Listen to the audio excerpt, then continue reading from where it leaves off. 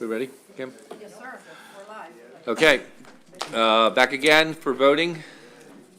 We're going to take up the bill that we just heard, my bill that was at the end of the hearing.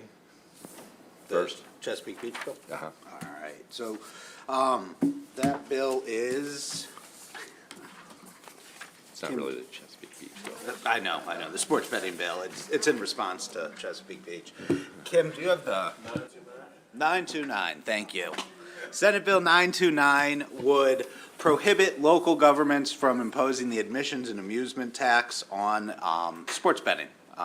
In the last year when the sports betting bill passed, it never contemplated whether locals could impose the admissions and amusement tax on sports betting. One location in January has attempted to do that. I don't think the state anticipated it. This bill would come in and make clear that the sports betting is not subject to admissions and amusement tax. Very good. All those in favor? Okay. I was trying to drag my feet a little bit to make sure that Senator Jackson was here. Keep talking about the bill. Huh? We keep talking about the last bill? No, we've already voted that one out. Let's make sure that this next bill is on its own calendar. Okay. Senate Bill 1010, Kim. Which jurisdiction?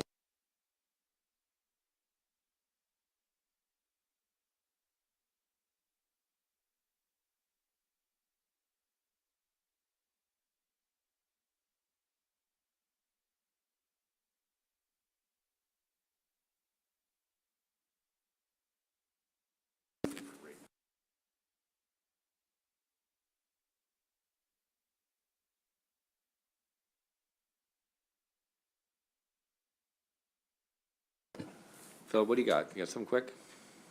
574, if you want to go back to that. What's that one?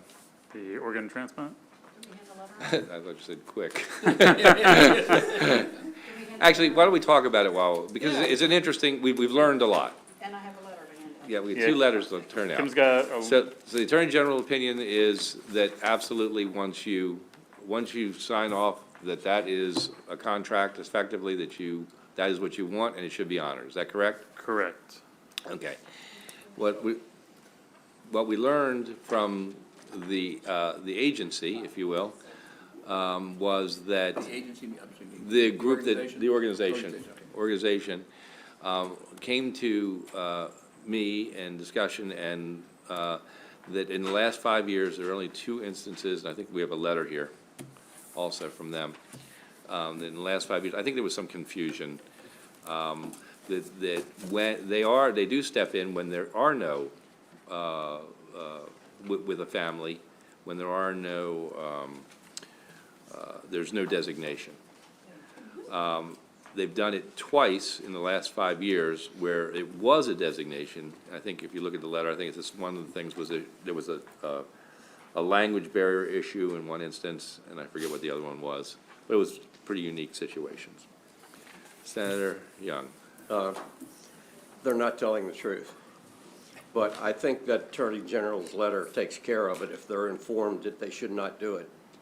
But they have told me in the past, they contact anybody that comes to their attention that has that on their license. So if they told you something different, it is totally different than Well, what they do, if they don't have it on their license, then they do intercede with family. That's what I'm hearing. But- Well, yeah, they told me they interceded regularly, not twice. Okay. But like I said, if We have they're the- informed that they can't do it, the Attorney General's letter should Is that clear, Philip? clear it up. Yeah, I mean, the Attorney General's letter, to the extent there isn't a designation that's considered a legal designation, that prevails. I would imagine often is the case, you don't have a designation, you're not on the registry. In that case, the statute lays out a hierarchy of family members to go to.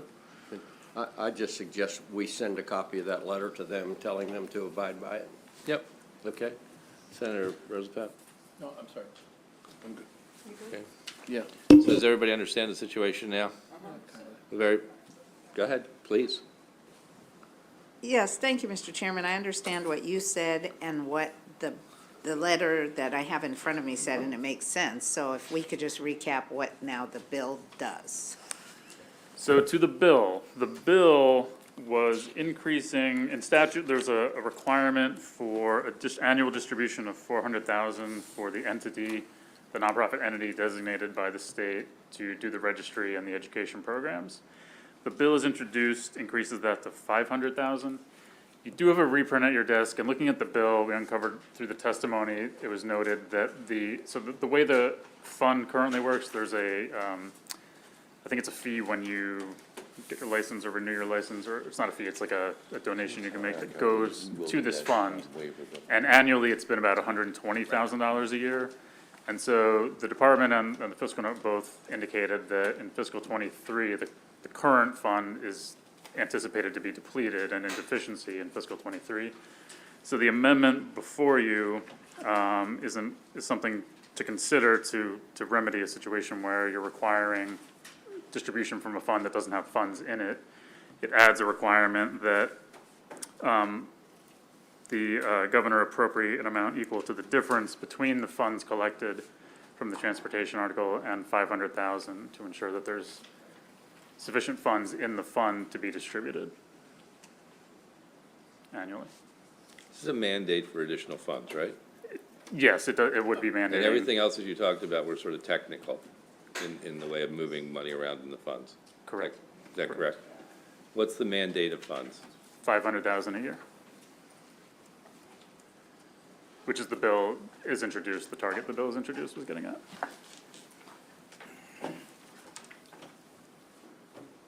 Are you clear, Senator? Well, I guess I'm clear if the amount collected is always less than 500,000.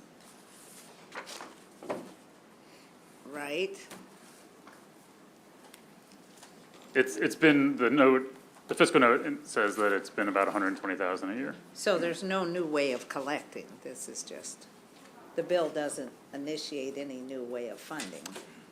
Well, it Except for the initiates budget. requirement to appropriate the difference between what is collected and 500,000, so you get to 500,000.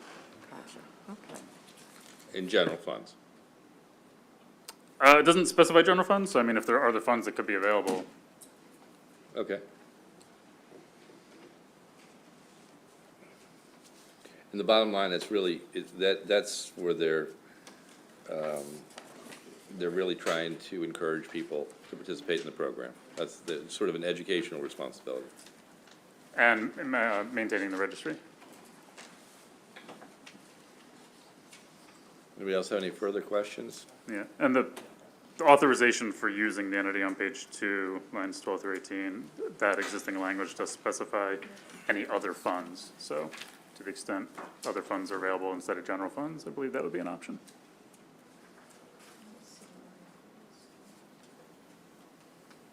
Everybody?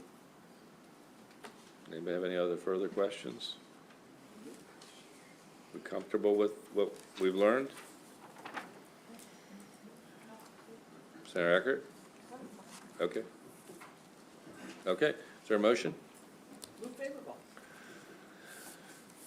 Okay, all those in favor? Aye, opposed? Okay, thank you very much. I'll try to sneak in another one here. This is a little bigger one, but let's try to sneak it in. We can't get with it, we don't. Go ahead, Erica. The bill is Senate Bill 799. This is the one having to do with community colleges and all the various parts of the law that requires them to waive tuition for various populations. And this bill would essentially reimburse them for that lost revenue. Up to $10 million is the mandate, starting in fiscal '24 and thereafter. And that $10 million would be distributed proportionally to each of the community colleges based on the number of students that they have that they are required to waive the tuition for. And that is the bill. So, you may recall I had two bills regarding community colleges. One of them adjusted the CADE formula. 799. And then 799. And then this other bill that we basically, over the years, put unfunded mandates on the community colleges for a whole host of really good reasons. Foster youth, all different kinds of homeless, unaccompanied homeless youth, all those things. In sort of thinking about our costs, which I always do, I figured we can't do it all, and was thinking that this is the lesser of the costs for this year, and that's why I'm suggesting that we move this one forward. Senator Rosenbaum. Thank you. So how much are they spending now? Do we know?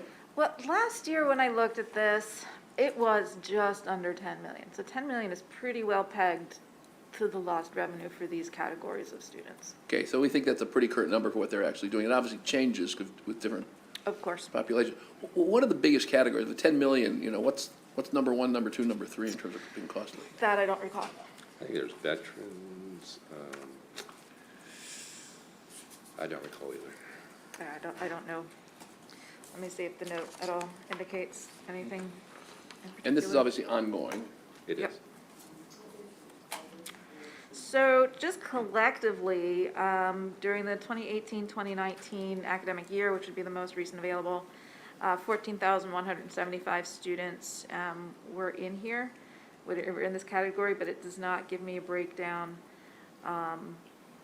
of which of these 10 programs Okay, I that they're in. understand. Do we have any idea which community colleges disproportionately are doing this? Well, a lot of these are required, the law requires them to waive the I know, but they can residency. recruit students. Okay, sure. Exhibit 1 of the fiscal note indicates what the allocation would be among the community colleges of this $10 million. Is it basically proportional size, so like Montgomery County's the most? And I mean, it's going to be proportional based on the number of students that are getting the waiver. I understand. But I don't know. We don't know. Nope. Gotcha. I mean, Mr. Chairman, I'm generally for this. I'm certainly for this more compared to the other one. But I worry a little bit that it creates an incentive for the community colleges to recruit because they're better off. Because it's a lower tuition, therefore more accessible. And we want to help the veterans. We want to help everybody. But I worry a little bit that it can create some unintended consequences. That's not to say I'm not going to support it, but maybe we should sunset it or something, come and look at it or get a report back or something so that we kind of know what actually I'm fine happens. with, fine with the report. It doesn't have a report in it now, right? It does not.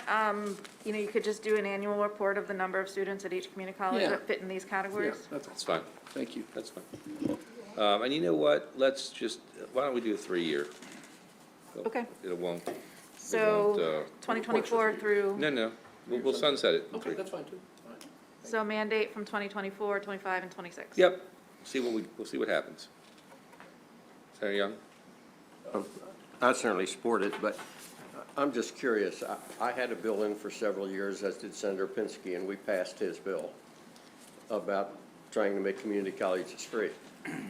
And we funded that to some level, but then I talked to kids that said they knew nothing about it.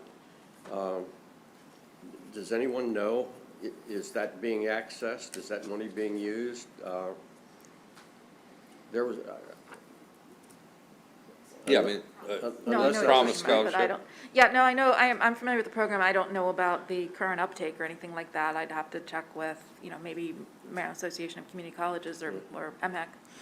well, it's just that we've got all these different programs, and we were trying to kind of get everything in one and make it right. free Yeah, as possible. no, Yep, And, but it's not happening. I know that. yeah, and I don't even know if that program is being accessed, if the schools are marketing it. If they're not, they could use it for this, or this would be in addition, but I think it would be good to know. Senator Eckert.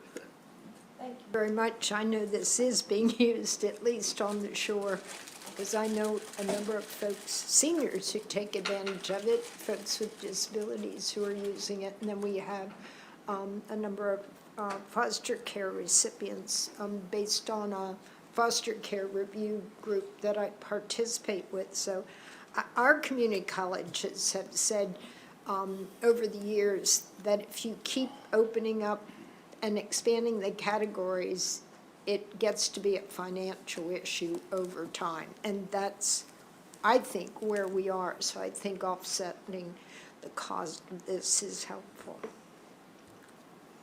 Senator Rosenberg? Yeah, I think in answer to Senator Young's question, I think the promise scholarship is pretty complicated. So I think some people figure it out and some people don't figure it out, and some people market it well and some people don't market it well. The other aspect of community college finance is under Kerwin, there's this big thrust for dual enrollment. They have lots of kids take community college courses while in high school. I actually think it would make sense, not today, but for us, like, next term, That's to do true. a step back, the finance of community colleges, and look at it big picture. I think it makes a lot of sense.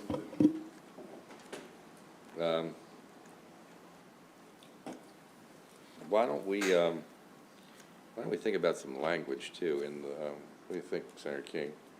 Some language in the budget, we can put it in maybe in conference, to begin to get the information to do that in the years to come.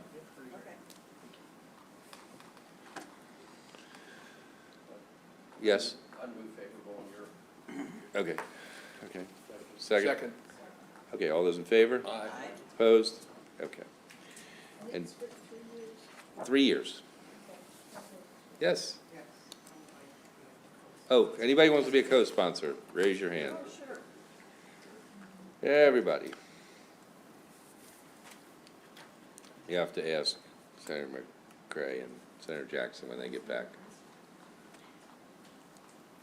Okay? What else we got? I mean, I know that there's other things that need to get We done. had a lot of bills to do. We do, this was not supposed to be, I see. this was just supposed to be voting on one bill, I see. and we were supposed to move.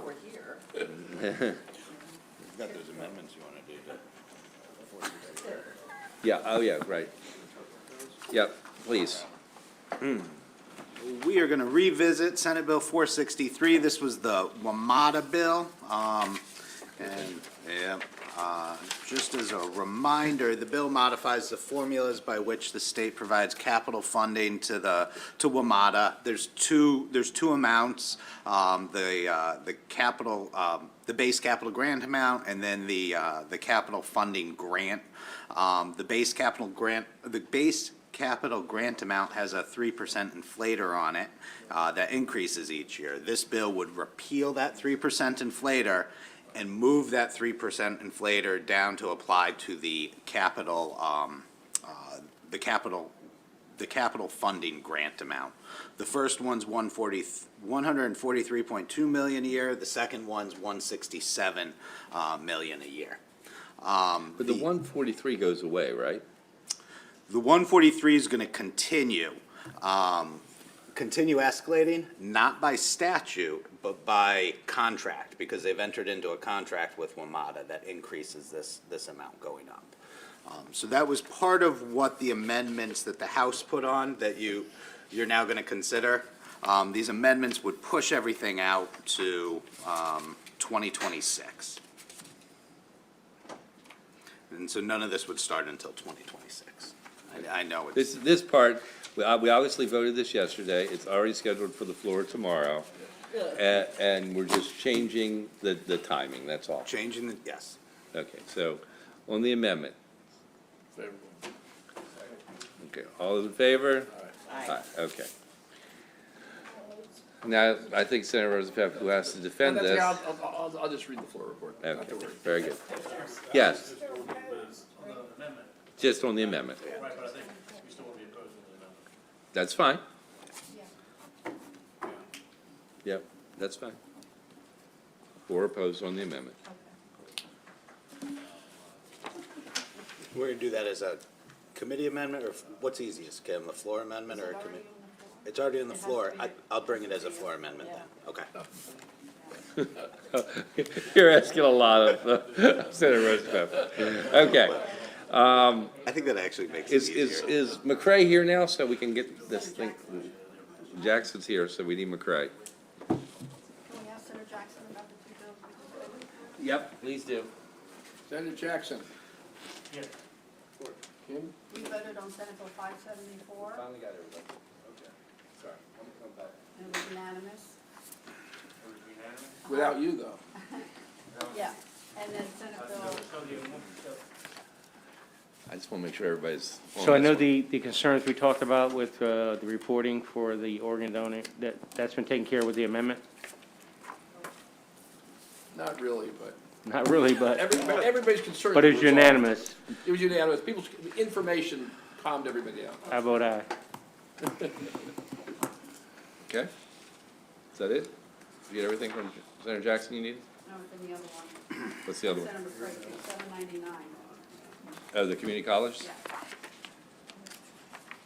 So the other one, Senator Jackson, is about the waivers that we put unfunded mandates on all the community colleges for very good causes, to give free tuition waivers and things for people who we'd like to provide additional assistance for. What we've done is, we've limited it to a 3-year period. We're gonna have a study associated with it, but essentially it's to reimburse all the community colleges who are providing these waivers that we've required. I do believe I like it because there is a period of time to assess it. Thank you. Yep. So I vote aye. Okay, let's get to the reason we were really doing this. So you should have a reprint in front of you. It is Senate Bill 1010. This is the motor fuel tax holiday. The bill is essentially rewritten. It's the substance is the same. The comptroller came in with some suggestions that you heard about today. The main idea here is the comptroller has a system now for essentially untaxing the fuel that is in the fuel tanks, which was one of the issues you heard about today, was that because the tax applies at the wholesale level, the fuel, when this bill takes effect, is in the tank and already taxable. The comptroller is going to do an advanced credit based on the amount of fuel you have in the tank when this bill takes effect. And they will issue a credit to the retailers with the intent that the price on the gas that's in the tank is going to start reflect the refund. The holiday would last for 30 days. Any fuel in the tanks at the end of that 30 days would then be subject to a floor tax, and the retailer would have to remit the tax on the unsold fuel that is in the tank. That is the meat of the amendments here, and that was the comptroller's idea for how to get the relief out there the quickest.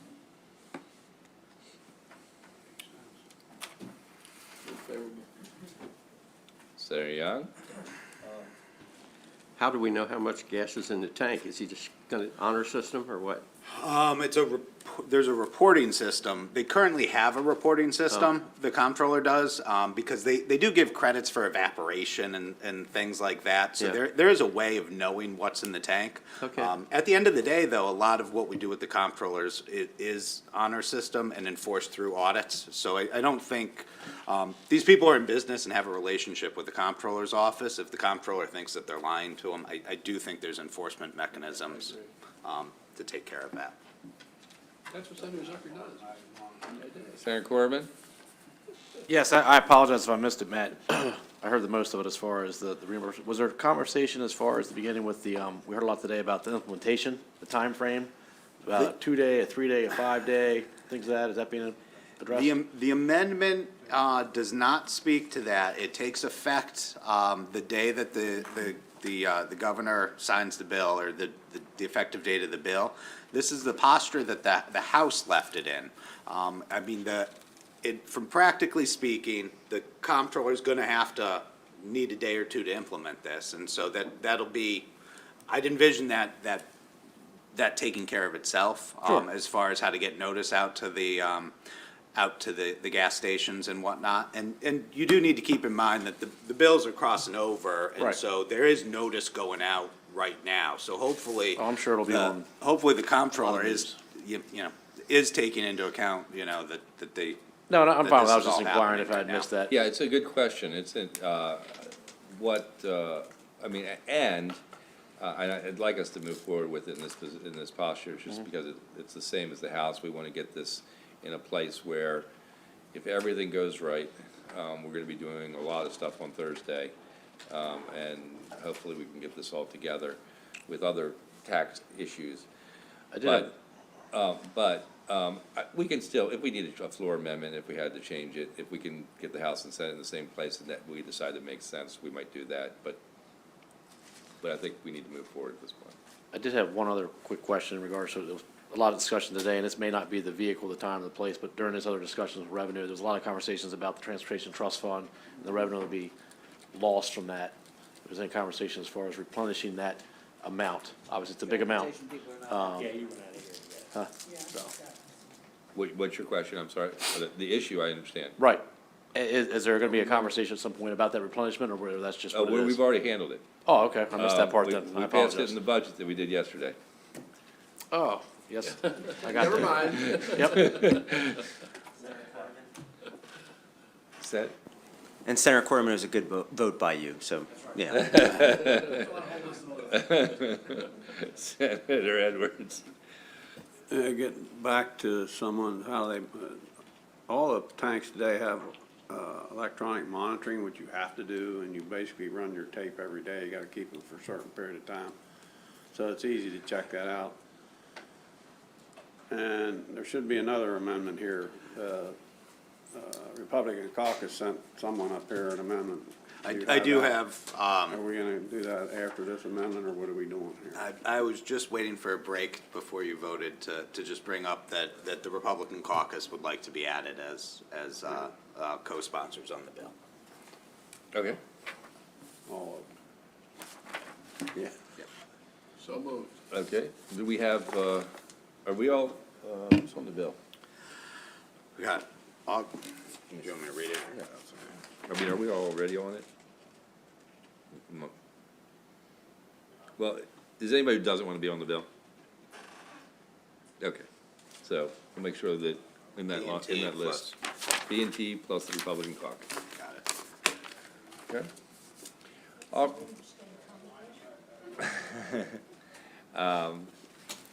Yeah, that'd be an interesting play if you all, the Republican caucus was entirely part of B&T. That'd be interesting. We'd have different days here, I think. All right, so all those in favor as amended? Aye. Opposed? Okay, that's all we needed to do. All right, so, we can turn off